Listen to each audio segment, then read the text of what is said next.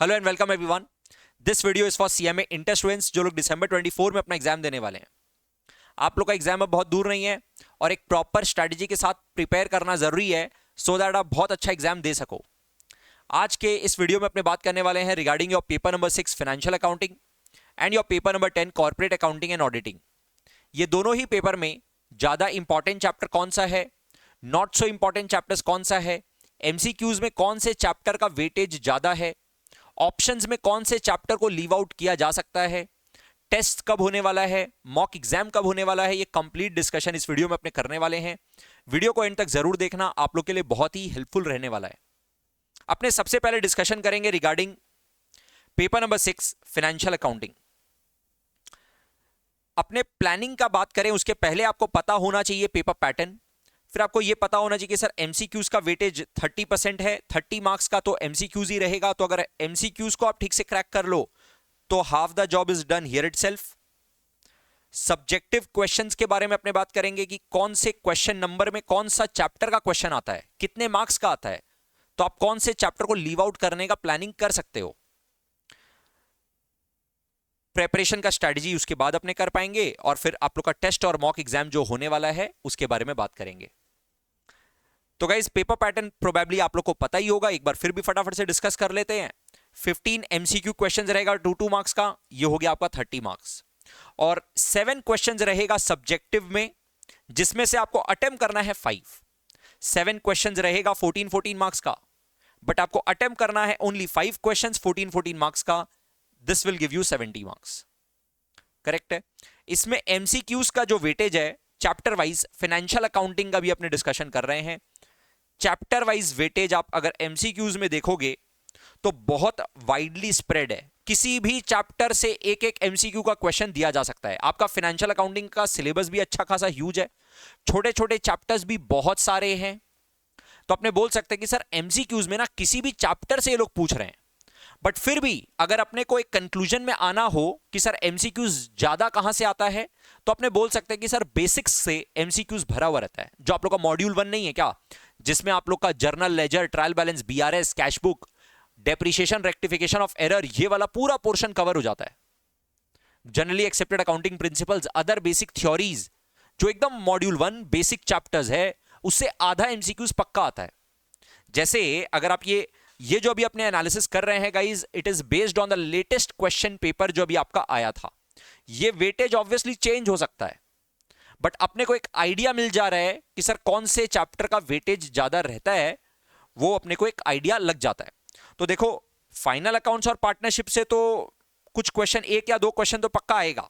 ये तो आप मान के चलो, ये तो बड़े चैप्टर्स और इंपॉर्टेंट चैप्टर्स है, इससे तो आपको एमसीक्यूज मिलेगा ही मिलेगा। इसके अलावा आप देखो अकाउंटिंग इक्वेशन आपका हो गया बेसिक्स, फिर बीआरएस आपका बेसिक्स में आ गया। बेसिक्स मतलब वो मॉड्यूल 1 फंडामेंटल्स वाला चैप्टर, ये आपका बेसिक्स हो गया। डेप्रिसिएशन भी बेसिक्स में आ गया, गैप भी बेसिक्स में आ गया, उसके बाद रेक्टिफिकेशन ऑफ एरर भी बेसिक्स में आ गया। तो 1 2 3 4 5 6 क्वेश्चंस ऑफ 2 मार्क्स ईच। अपने ऐसे मान के चलो 6 to 8, मतलब आधा MCQs out of the 15 MCQ का क्वेश्चन, 6 to 8 क्वेश्चंस आप पक्का मान के चलो बेसिक वाले चैप्टर से आने का हाई चांस है। उसके अलावा फाइनल अकाउंट्स एंड पार्टनरशिप से तो है ही। तो अगर आपका थोड़ा कॉन्सेप्ट क्लियर है, फंडामेंटल्स अगर स्ट्रांग है, तो आप एमसीक्यूज का एक डिसेंट मार्क्स पक्का सिक्योर कर लोगे। इससे ज्यादा आप एमसीक्यू का प्लानिंग फाइनेंशियल अकाउंटिंग वाले पेपर में नहीं कर सकते हो, बिकॉज बाकी फिर किसी भी चैप्टर से ये लोग पूछ सकते हैं। अभी यहां पे आपको दे दिया बिल्स ऑफ एक्सचेंज से, किसी नेक्स्ट एग्जाम में दे देगा कंसाइनमेंट से, उसके बाद वाले एग्जाम में हो सकता है जॉइंट वेंचर से दे दे, बिल्स ऑफ एक्सचेंज से ही वापस से पूछ ले। कोई जरूरी नहीं है कि हर बार बिल्स ऑफ एक्सचेंज से पूछेगा। अभी आपको यहां पे मान लो एनपीए से पूछा है, किसी दूसरे एग्जाम में इनकम्प्लीट रिकॉर्ड्स का क्वेश्चन पूछ सकता है, या फिर ब्रांच का क्वेश्चन पूछ सकता है। एकदम मिक्स रहेगा। इंश्योरेंस क्लेम से भी पूछ लिया, नेक्स्ट एग्जाम में हो सकता है हायर परचेज का क्वेश्चन पूछ ले, राइट। कोई अकाउंटिंग स्टैंडर्ड का एक एमसीक्यू पूछ ले, पूरा मिक्स रहने वाला है। एमसीक्यूज में फाइनेंशियल अकाउंटिंग में आप बहुत ज्यादा प्लानिंग नहीं कर सकते हो, बस एक बात का अवेयरनेस होना चाहिए। अगर बेसिक्स स्ट्रांग रहा, इवन बाकी चैप्टर्स का भी आपको बेसिक्स अगर क्लियर रहा, तो आप एमसीक्यूज बहुत अच्छे से मैनेज कर लोगे, राइट। अब अपने बात करते हैं subjective question, but subjective question की पहले भी देखो, यहां पे एक बार आपको पूरा क्वेश्चन नंबर वाइज भी डिटेलिंग बता दिए कि क्वेश्चन नंबर 1 में सब पार्ट जो ये एमसीक्यूज है, ये पूरा एमसीक्यूज है, 15 एमसीक्यू क्वेश्चंस है। कौन से चैप्टर से आया उसका डिटेल दे दिया अगर आपको देखना हो तो। बट अपना सब्जेक्टिव क्वेश्चन स्टार्ट होता है क्वेश्चन नंबर 2 से। तो सब्जेक्टिव क्वेश्चंस का हम आपको पहले एक बेसिक बता दें सर, क्वेश्चन नंबर 2 से लेकर के 8 तक ये आपका होता है 7 क्वेश्चंस। आपको इसमें से अटेम्प्ट करना है ऑब्वियसली ओनली 5, मतलब 2 क्वेश्चन आप छोड़ सकते हो। तो इसमें आप देखो क्वेश्चन नंबर 2 है, उसमें सब पार्ट ए और बी है, 7 मार्क्स का क्वेश्चन, राइट। ये डेप्रिसिएशन और रेक्टिफिकेशन, मतलब आपने बोल सकते हैं सर बेसिक्स से एक बड़ा क्वेश्चन भी आएगा, बेसिक्स से एक 14 मार्क्स का क्वेश्चन भी पक्का बनेगा, पूरा 14 मार्क्स का। ये अभी यहां पर आपको डेप्रिसिएशन और रेक्टिफिकेशन दे दिया, किसी दूसरे एग्जाम में कोई और एरिया से भी दे सकता था, हाँ, बट इसमें ना ज्यादा चांसेस डेप्रिसिएशन और रेक्टिफिकेशन ऑफ एरर का ही है। इसके अलावा bad debt and provision for doubtful debt वाला क्वेश्चन दे सकता है, by chance adjusted trial balance का क्वेश्चन दे सकता है, कैशबुक या बीआरएस का क्वेश्चन भी हॉट है। बीआरएस का क्वेश्चन भी आप ऐसे मान के चलो एकदम ये लोग का इंपॉर्टेंट क्वेश्चन में काउंट होता है। अभी यहां पे इसको रिप्लेस कर सकता था विद बीआरएस, राइट। तो ये वाला एरिया आपका इंपॉर्टेंट हो गया, मतलब सर बेसिक्स तो बहुत स्ट्रांग हो गया। यस एब्सोल्युटली, बेसिक्स में आपका एक तो एमसीक्यूज भी भरा हुआ है, दूसरा आपका डेप्रिसिएशन रेक्टिफिकेशन ऑफ एरर ये सब भी भरा हुआ है, करेक्ट। उसके बाद आप देखो एक क्वेश्चन आया कंसाइनमेंट से, ये कभी कंसाइनमेंट से आ जाएगा, कभी जॉइंट वेंचर से आ जाएगा, यहां पे भी कभी कभी बिल्स ऑफ एक्सचेंज से भी आ सकता है। मतलब ये वाला क्वेश्चन जो रहेगा क्वेश्चन नंबर 3 का ए, 7 मार्क्स का, ये कभी कंसाइनमेंट, कभी जॉइंट वेंचर, कभी बिल्स ऑफ एक्सचेंज, किसी से भी हो सकता है। इस एग्जाम में कंसाइनमेंट था, जो अपने लेटेस्ट एग्जाम का जो एनालिसिस किया उसमें कंसाइनमेंट था, किसी और चैप्टर से भी हो सकता है। फिर जो 7 मार्क्स का नेक्स्ट क्वेश्चन रहेगा वो हायर परचेज से दिया हुआ है। फिर 4 पूरा एक फुल फ्लेजेड 14 मार्क्स का क्वेश्चन था इनकम्प्लीट रिकॉर्ड से, और 5 भी एक फुल फ्लेजेड 14 मार्क्स का क्वेश्चन है, वो है पार्टनरशिप से, इनकम्प्लीट रिकॉर्ड से और पार्टनरशिप से। यहां पे ना कभी फाइनल अकाउंट से भी दे सकता है, मतलब ये जो इनकम्प्लीट रिकॉर्ड से दिया है ये कभी फाइनल अकाउंट से भी दे सकता है, ये कभी एनपीओ से भी दे सकता है। ये जो क्वेश्चन नंबर 4 आएगा ना फाइनल अकाउंट्स, ये जो क्वेश्चन नंबर 4 14 मार्क्स का है, अभी लेटेस्ट एग्जाम में दिया था इनकम्प्लीट रिकॉर्ड से, ये कभी फाइनल अकाउंट्स का क्वेश्चन भी आ सकता है, कभी एनपीओ भी आ सकता है और इनकम्प्लीट रिकॉर्ड्स भी आ सकता है। आप ये मान के चलो कि इसमें से ये 3 में से कोई एक चैप्टर से आएगा, ज्यादा चांसेस है। और क्वेश्चन नंबर 5 में बहुत हाई चांस है कि एक पार्टनरशिप का क्वेश्चन ही ये लोग 14 मार्क्स का पूछेंगे। वो 14 मार्क्स का क्वेश्चन हो सकता है एडमिशन का हो सकता है रिटायरमेंट का हो सकता है डेथ ऑफ अ पार्टनर का हो, या फिर हो सकता है डिसोल्यूशन का सम हो। जनरली अभी तक ये लोग insolvency of a partnership firm और पीसमिल डिस्ट्रीब्यूशन ये सब का न्यूमेरिकल अभी तक इतना नहीं पूछे हैं, बट आने को देखो पीसमिल डिस्ट्रीब्यूशन वाला क्वेश्चन तो एकदम इजीली आ सकता है। बाकी आई वुड से डिसोल्यूशन तक वाला जो पोर्शन है पार्टनरशिप में वो इंपॉर्टेंट है।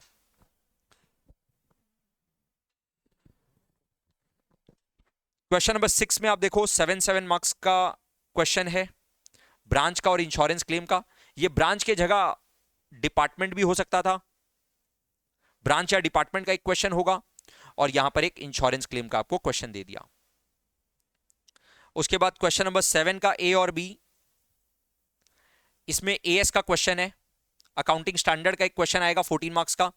और फिर क्वेश्चन नंबर 8 का ए और बी में भी 8 का ए बी सी 3 क्वेश्चन है बेसिकली 5 5 4, एएस 12 का एक क्वेश्चन है, फाइनल अकाउंट्स का एक 5 मार्क्स का क्वेश्चन है, पार्टनरशिप से एक और क्वेश्चन पूछ लिया 4 मार्क्स का।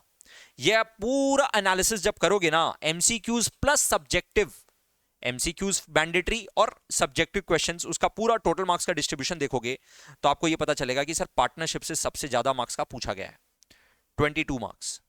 उसके बाद इनकम्प्लीट रिकॉर्ड्स, ये इनकम्प्लीट रिकॉर्ड्स को इनफैक्ट आई वुड से आप ये 3 चैप्टर को ना साथ में देखो, इनकम्प्लीट रिकॉर्ड्स, फाइनल अकाउंट्स और एनपीओ। एनपीओ अभी सबसे लास्ट में दिख रहा है, एनपीओ का एक 14 मार्क्स का क्वेश्चन पूछ लेगा तो ऊपर आ जाएगा, राइट। अब ये 3 चैप्टर को साथ में देखो, ये 3 चैप्टर से कोई सा भी क्वेश्चन आ सकता है। तो ये 3 चैप्टर का मिला करके क्या वेटेज है 14 + 9 23 + 2 25। मतलब सर आप अगर फाइनल अकाउंट्स कर लो, इनकम्प्लीट रिकॉर्ड्स कर लो और एनपीओ कर लो, इनकम्प्लीट रिकॉर्ड्स मतलब single entry, final accounts, incomplete records, NPO, तो इससे आप करीब करीब 25 मार्क्स एक्सपेक्ट कर सकते हो। और अगर आप पार्टनरशिप कर लो तो उससे आप करीब करीब 22 मार्क्स एक्सपेक्ट कर सकते हो। इसके अलावा अगर आप बेसिक्स अच्छे से कर लो, बेसिक्स में कौन कौन सा चैप्टर आ रहा है सर,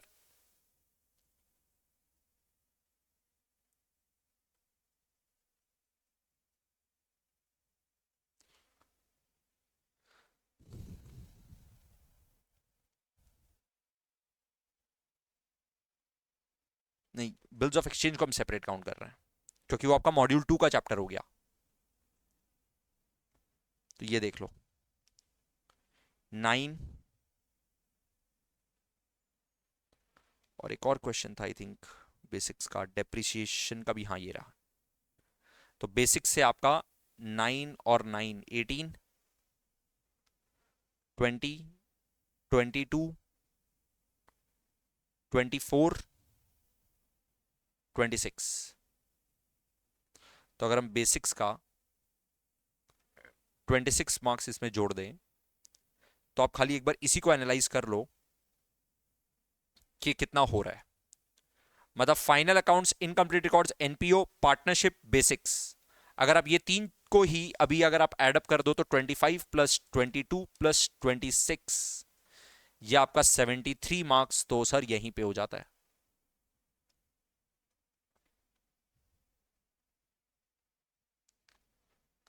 मान लेते हैं कि सर हो सकता है आने वाले एग्जाम में ये वाला वेटेज फॉलो ना हो, थोड़ा कमती कमती मार्क्स का पूछ लेगा, तब भी आई एम सेइंग 65 से कम का पक्का नहीं पूछेगा, बल्कि चांसेस है कि 75 78 का भी आ जाए। आप बल्कि ये मान सकते हो कि ये तीन टॉपिक पूरा अगर आप अच्छे से कर लेते हो, final accounts, incomplete records, NPO, इसको हम एक साथ काउंट कर रहे हैं बिकॉज सिमिलर टाइप का चैप्टर है। फाइनल अकाउंट्स ही बनाना पड़ता है तीनों चैप्टर में, इनकम्प्लीट रिकॉर्ड्स में भी आपको फाइनल अकाउंट्स ही बनाना पड़ता है, इसमें नॉन प्रॉफिट ऑर्गेनाइजेशन का फाइनल अकाउंट्स बनाना पड़ता है, करेक्ट। तो इसको हम एक साथ काउंट कर रहे हैं।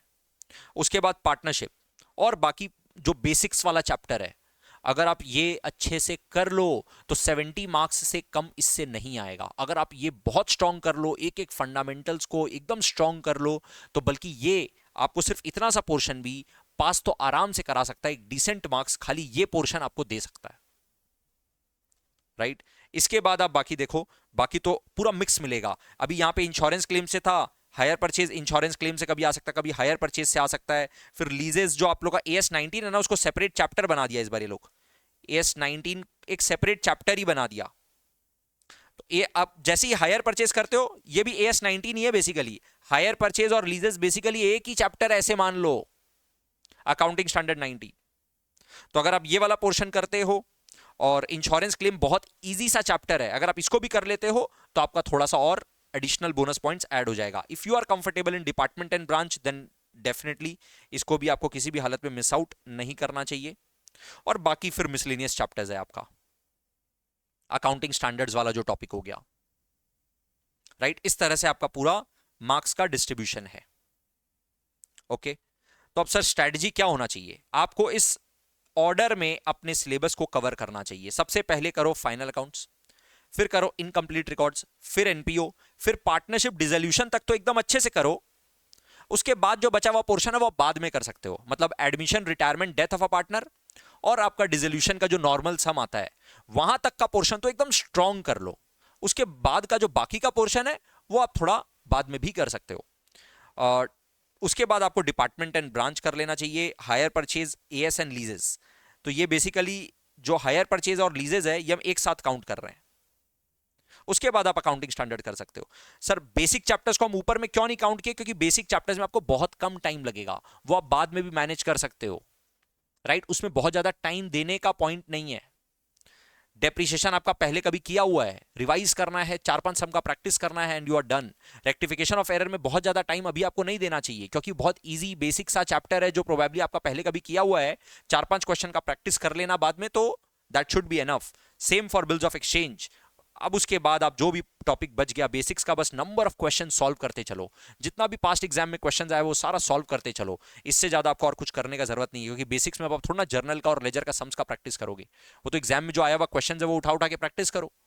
ट्रायल बैलेंस का सम्स जो पहले एग्जाम में कभी आया हुआ है, एडजस्टमेंट करने के बाद फ्रेश ट्रायल बैलेंस बनाने बोला है, वैसा टाइप का 1-2 क्वेश्चन आया हुआ है, वो प्रैक्टिस करो। इसी में आपका, बल्कि बेसिक्स व्हेन आई से, उसी में आपका डेप्रिसिएशन और रेक्टिफिकेशन भी कवर होना चाहिए। बिल्स ऑफ एक्सचेंज वैसे ये लोग मॉड्यूल 2 में कवर करते हैं, इसीलिए सेपरेट चैप्टर लिखे, अदरवाइज ये भी एक बेसिक चैप्टर ही है। तो ये सब चैप्टर को हम इसीलिए एकदम लास्ट में रखे हैं। एंड कंसाइनमेंट जॉइंट वेंचर ये जो है ये वेटेज वाइज इतना ज्यादा इंपॉर्टेंट नहीं है, ये भी फाउंडेशन लेवल चैप्टर है, ये भी लास्ट में ही आपको करना चाहिए। इसके अलावा अदर्स जैसे कि पार्टनरशिप का जो बचा हुआ पोर्शन है, conversion of firms into a company, फिर insolvency of a partnership firm, piecemeal distribution, ये सब चैप्टर्स अगर आप कवर कर पाओ तो वो भी आपको फिर कर लेना चाहिए। This should be your order of coverage. इसमें एक चैप्टर हम गलती से मिस आउट कर दिए, मेरे को ऐसा लगता है कि यहां पे आपका एक और चैप्टर आना चाहिए था, वो था इंश्योरेंस क्लेम, वो यहां पर आ जाना चाहिए था क्योंकि इजी सा चैप्टर है, श्योर शॉर्ट मार्क्स देता है, वो यहां पर आ जाना चाहिए था। Final accounts, incomplete records, NPO, इसको तो एक साथ काउंट करो, फिर पार्टनरशिप करो, फिर इंश्योरेंस क्लेम करो, फिर डिपार्टमेंट ब्रांच करो, हायर परचेज और लीजेस करो, फिर अकाउंटिंग स्टैंडर्ड्स करो। उसके बाद बाकी आपका सारा फाउंडेशन लेवल टॉपिक है, इसको खाली क्वेश्चंस प्रैक्टिस करके खत्म करो। बट सर ये तो पूरा का पूरा सिलेबस है, अब इसमें हम लोग क्या कोई सा भी टॉपिक लीव आउट नहीं कर सकते, कौन सा कम इंपॉर्टेंट चैप्टर है उसके बारे में भी थोड़ा, तो अगर आपको टाइम सेव करना है ना, instead of leaving out a chapter, एक चैप्टर आप छोड़ दो, इससे बेटर आई वुड एडवाइज कि आप जो ऑलरेडी मेरा मैराथन्स अपलोडेड है उसमें पास्ट ईयर का क्वेश्चंस भी प्रैक्टिस उल्टा करवाया हुआ है, तो वो आप जरूर से रेफर करो, उससे आप फटाफट से रिवीजन करो। ऑब्वियसली आप लोग के एग्जाम के पहले भी एक बेहतरीन मैराथन आएगा, बट उसका वेट करे बिना, वो तो जब आएगा तब आपको करना है। अभी आप राइट नाउ वो मैराथन से उस पर्टिकुलर चैप्टर में जाओ, उस चैप्टर का फटाफट से ज्ञान समझो, नॉलेज लो और क्वेश्चंस का प्रैक्टिस करो, प्रैक्टिस पास्ट पेपर का सारा क्वेश्चन उस पर्टिकुलर चैप्टर से। वो भी मेरा मैराथन वाले आप वीडियो को जब देखोगे तो उसमें पीडीएफ ऑलरेडी अपलोडेड है, तो उस पीडीएफ उस जिसमें पास्ट ईयर का क्वेश्चंस है उस पर्टिकुलर चैप्टर से, तो वो पास्ट ईयर का क्वेश्चंस आप प्रैक्टिस करो हर हर चैप्टर का। फिर एमसीक्यूज लगातार अपलोड हो रहा है, टेलीग्राम चैनल अगर आप फॉलो करते हैं तो टेलीग्राम चैनल पे डेली अपलोड होता है, यूट्यूब के कम्युनिटी पोस्ट में आप देखोगे एमसीक्यूज आपको मिलेगा। तो एमसीक्यूज तो आप लोगों को डेली प्रैक्टिस करना चाहिए, डेली, राइट। इसके अलावा चैप्टर वाइज मेरा जो एक अलग से एमसीक्यू का सेशन लिया हुआ है वो प्रैक्टिस करो, और एमसीक्यू का क्वेश्चन जहां से मिले जितना मिले बस डेली बेसिस में प्रैक्टिस करते चलो।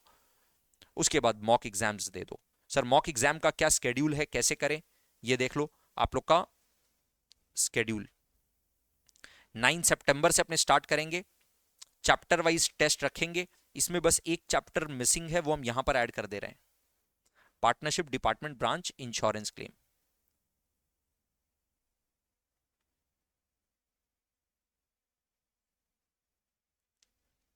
राइट, इस तरह से आप चैप्टर वाइज टेस्ट दोगे और उसके बाद आपका रिवीजन सेशंस होगा इस बीच में 21 अक्टूबर से 8 नवंबर के बीच में, और 8 नवंबर को आप एक फुल सिलेबस का मॉक एग्जाम, 15 नवंबर को एक फुल सिलेबस का मॉक एग्जाम। अगर आप गाइज इतना कर लेते हो, अब आप बोलोगे sir important chapter, not so important chapters, तो इंपॉर्टेंट चैप्टर हम आप लोगों को बता चुके। सबसे इंपॉर्टेंट चैप्टर कौन सा है, ये रहा सबसे इंपॉर्टेंट चैप्टर, और बेसिक्स भी इंपॉर्टेंट है, इसके साथ में बेसिक्स इंपॉर्टेंट है, तो ये बहुत इंपॉर्टेंट है। इसके बाद बाकी आपको स्ट्रैटेजिक तरीके से करना चाहिए, कुछ क्वेश्चंस का प्रैक्टिस कर लिया, हर चैप्टर का खाली बेसिक समझ लिया तो उसे एमसीक्यू पक्का अटेम्प्ट कर पाएंगे। अगर थोड़ा सा ट्रिकी टफ क्वेश्चन आ गया तो वो ऑप्शन में लीव आउट कर देंगे। सर ऑप्शन में कौन सा चैप्टर का प्लानिंग करना चाहिए कि लीव आउट कर दे, आई एम सेइंग कि आप क्वेश्चन लीव आउट करने का प्लानिंग मत करो। बहुत हाई चांस है कि आपको ये चैप्टर का क्वेश्चन आता होगा, इनकम्प्लीट रिकॉर्ड्स का, फाइनल अकाउंट्स का, बट वो हो सकता है इतना ज्यादा टाइम टेकिंग होगा कि आप अटेम्प्ट नहीं करना चाहोगे।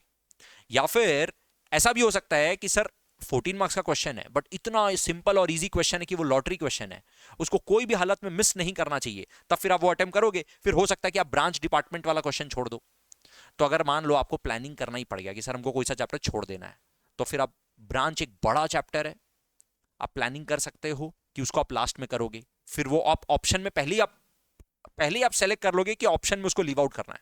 अकाउंटिंग स्टैंडर्ड्स का मे भी आप प्लानिंग कर सकते हो कि अकाउंटिंग स्टैंडर्ड का खाली बेसिक समझ ले, इजी सा क्वेश्चन आया तो कर पाएंगे, और नहीं तो फिर छोड़ देंगे।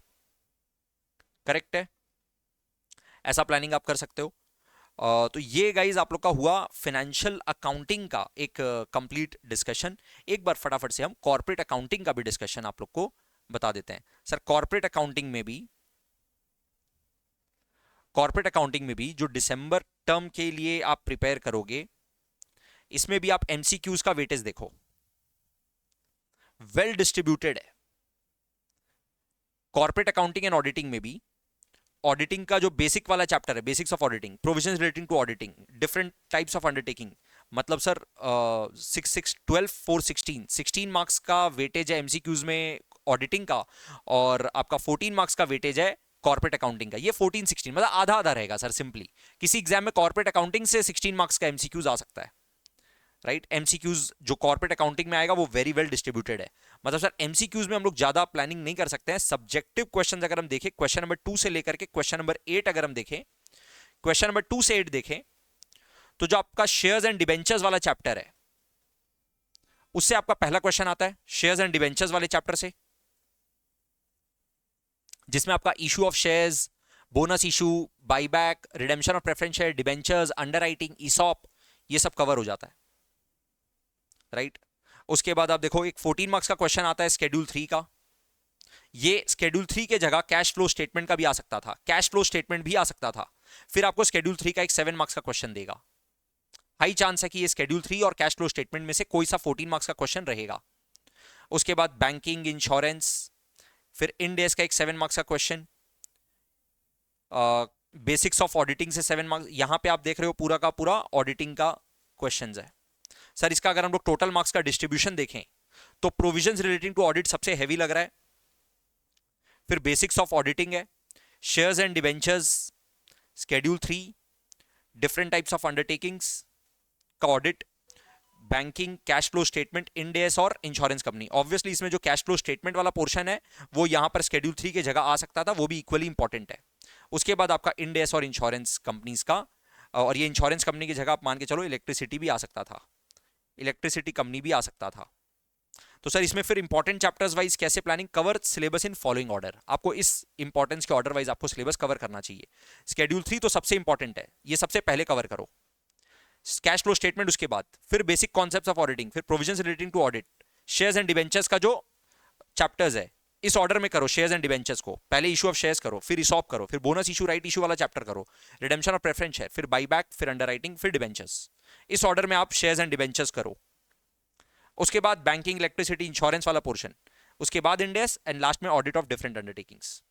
इस ऑर्डर में आप अपना पूरा सिलेबस कंप्लीट करो सर। लेकिन टाइम तो शॉर्ट है, तो टू सेव टाइम इंडेस वाला पोर्शन को सिर्फ रिवीजन सेशन से कवर कर लो, इंडेस वाले पोर्शन को सिर्फ रिवीजन सेशन से कवर कर लो।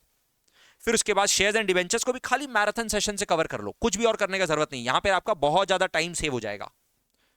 उसके बाद शेड्यूल 3 का और कैश फ्लो स्टेटमेंट का क्वेश्चन को भी आप जो मेरा प्रैक्टिस करवाया हुआ कुछ इंपॉर्टेंट क्वेश्चंस है, पास्ट ईयर का क्वेश्चन जो प्रैक्टिस करवाया खाली वो कर लो, यहां पर आपका बहुत ज्यादा टाइम सेव हो जाएगा। फिर बाकी चैप्टर्स को आप एकदम प्रॉपरली जो आप लोग का मटेरियल का क्वेश्चन है वो सब प्रैक्टिस करो। ये आप लोग का मॉक एग्जाम्स और टेस्ट का स्केड्यूल है फॉर कॉर्पोरेट अकाउंटिंग एग्जाम। आप लोग को एक बार बता दें, अभी कॉर्पोरेट अकाउंटिंग का लाइव क्लास फिलहाल चल रहा है, जिसमें हम लोग शेड्यूल 3 ऑलरेडी कर रहे हैं और काफी सारा चैप्टर्स ऑलरेडी हो गया, सिलेबस भी खत्म होने वाला है। ऑडिटिंग हम लोग स्टार्ट करने वाले हैं 28 अगस्त से, 28 तारीख से। तो आप लोग अगर ऑडिटिंग में कॉन्फिडेंट नहीं हो तो 27 क्लासेस में हम लोग ऑडिट के पूरे सिलेबस को बहुत बेहतरीन तरीके से कवर करने वाले हैं। आप लोग फटाफट से उसमें ज्वाइन कर सकते हो, या फिर अगर आपका ऑलरेडी क्लास किया हुआ है तो फिर आप लोग सिर्फ रिवीजन सेशंस के थ्रू और अपना सेल्फ प्रैक्टिस के थ्रू कवर करो। All the best guys, I hope this video helps you. Bye bye.